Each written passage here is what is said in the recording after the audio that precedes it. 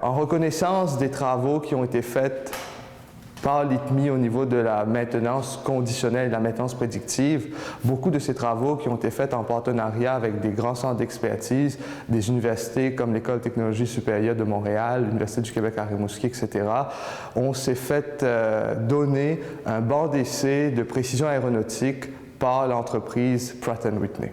Le banc d'essai de Pratt & Whitney, qui est évalué à plusieurs centaines de milliers de dollars, est unique dans son genre et a été fabriqué en Pologne.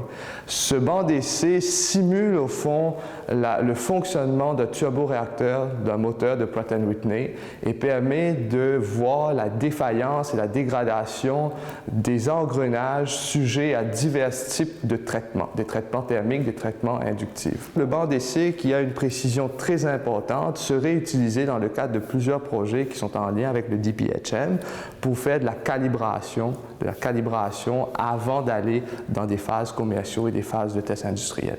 L'Institut technologique de maintenance industrielle, qui est ce qu'on appelle un centre de transfert technologique, il en existe une cinquantaine au Québec, mais celui qui est spécialisé et l'unique dans le domaine de la maintenance industrielle, c'est la nôtre. Depuis 3 ans, on s'est beaucoup focalisé sur toute la dimension de la maintenance prédictive ou la maintenance conditionnelle, c'est-à-dire d'être capable de reconnaître la condition d'un système en tout temps. En 2013, on s'est fait reconnaître par le Conseil de recherche en sciences, nature et génie d'une chaire de recherche en exploitation et maintenance ferroviaire qui se spécialise aussi beaucoup dans tout ce qui est le domaine de la maintenance conditionnelle et prédictive au niveau du ferroviaire.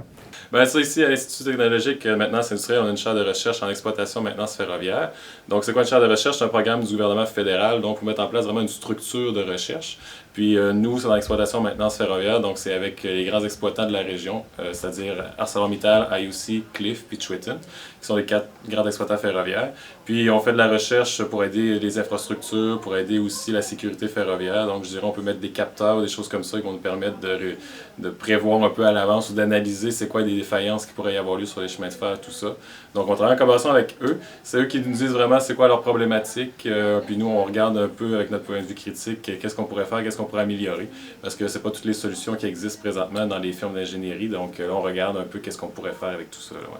Le grand objectif dans le ferroviaire, c'est vraiment réussir à avoir des actifs qui sont stables, réguliers, puis fiables d'une fois à l'autre. Donc je dirais, c'est sûr que s'il y a un attelage qui casse, par exemple, souvent, ça demande beaucoup de temps. Il faut arrêter le train, réparer l'attelage, refaire le train, puis aussi faire des tests de frein, tout ça. Donc ça prend beaucoup de temps. Donc je dirais, le but, c'est d'avoir un réseau ferroviaire le plus efficace possible pour diminuer le coût du réseau ferroviaire. L'Institut technologique de maintenance industrielle a une reconnaissance provinciale et fédérale. Donc les ministères fédéraux et les ministères provinciaux nous imposent de travailler sur le territoire canadien. Donc, on travaille avec des entreprises autant, surtout dans la région de Sept-Îles, à cause du grand pôle industriel qui existe, mais de plus en plus, on découle plusieurs projets avec des entreprises sur tout le territoire canadien.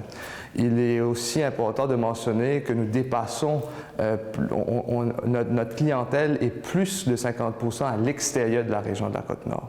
Même si l'ITMI a 50% de la clientèle qui est hors de la région, on est toujours intéressé à faire le soutien pour les entreprises de la région. On a déjà déroulé quelques projets qui sont déjà finis, mais maintenant, il y a 2 ou 3 projets qui sont en train de se dérouler pour faire l'application de ces stratégies d'amélioration continue dans les PME.